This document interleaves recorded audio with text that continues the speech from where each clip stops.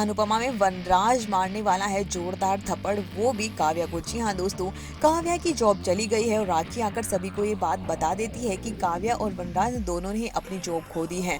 और यहाँ पर काव्या बुरी तरह से टूट जाती है और रोती है और घर वालों के सामने घर वाले बेचारे सपोर्ट करते हैं और कहते हैं कि तुम टेंशन मत करो, हम तुम्हारे साथ हैं। लेकिन काव्या तो काव्या है और वो सारा दोष अनुपमा पर डाल देती है और कहती है कि ये सब कुछ अनुपमा की वजह से हुआ है।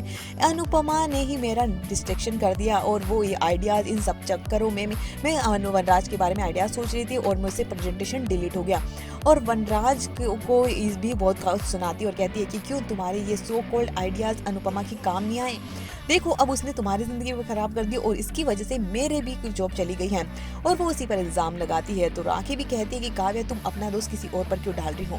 और किंजल कहती है और घर वाले भी कहते हैं कि इसमें अनुपमा की क्या गलती, तुम्हें ध्यान से अपने प्रेजेंटेशन पर ध्यान देना चाहिए। और वनराज भी कहता है कि मैंने पहले ही कहा था कि प्रेजेंटेशन पे ध्यान देना, तुम हमेशा गलती करती हो।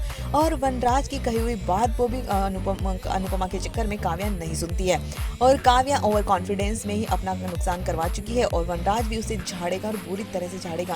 और काव्या अनुपमा पर गुस्सा होते हुए नजर आएगी और बुरी तरह से गुस्सा होगी, जिससे कि वनराज का सब्र का बांध टूट जाएगा।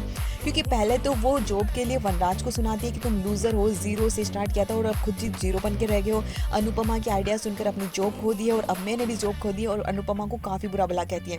अनुपमा यहाँ पर जवाब नहीं दे रही होती, लेकिन वनराज का हाथ उड़ जाता है। जी हाँ दोस्तों, अब अनुपमा को भी वो जीरो कह देती है और कहती है कि 12वीं पास मसाले वाली ये औरत क्या हमें सिखाएगी आइडियाज और क्या जॉब के बारे में सिखाएगी। अनुपमा बेचारी समझाने की कोशिश करती है कि तुम्हें टेंशन नहीं लेनी चाहिए, सब कुछ बिल्कुल ठीक हो जाएगा और मुझे पता है कि तुम इतनी टेंशन में हो, लेकिन इसका मतलब ये नहीं तुम किसी और को जिम्मेदार मानो, तुम्हें अपनी गलतियों का एहसास खुद होना चाहिए। और वनराज भी काव्या की बदतमीजी सहन नहीं कर पाएगा और सभी को यहाँ पर जैसे काव्या घर वालों को भी आड़े हाथ ले लेगी तो वनराज का हाथ उठ जाएगा और वो कह देगा तुम अपनी गलतियों को खुद सुधारो, दूसरों को दोष देना बंद करो, तुम्हारी गलती की वजह से प्रेजेंटेशन डिलीट हुआ था और इसमें अनुपमा की कोई गलती नहीं है। आयु ने जो भी आइडियाज दिए हैं उसमें अनुपमा की कोई गलती नहीं है, वो कैफे किसी और रीजन की वजह से बंद हो रहा है। और काव्या का पूरी तरह से अब बुरा हाल होने वाला है जब वो 1 महीने तक घर पर बैठेगी और उसे कोई जॉब नहीं मिलने वाली। तो भाई इंटरेस्टिंग होगा आने वाला एपिसोड, जहाँ पर अब काव्या का बुरा हाल होगा, यानी कि वो अब पैसों के लिए तरस जाएगी। तो दूसरी तरफ अनुपमा की एकेडमी शुरू हो चुकी है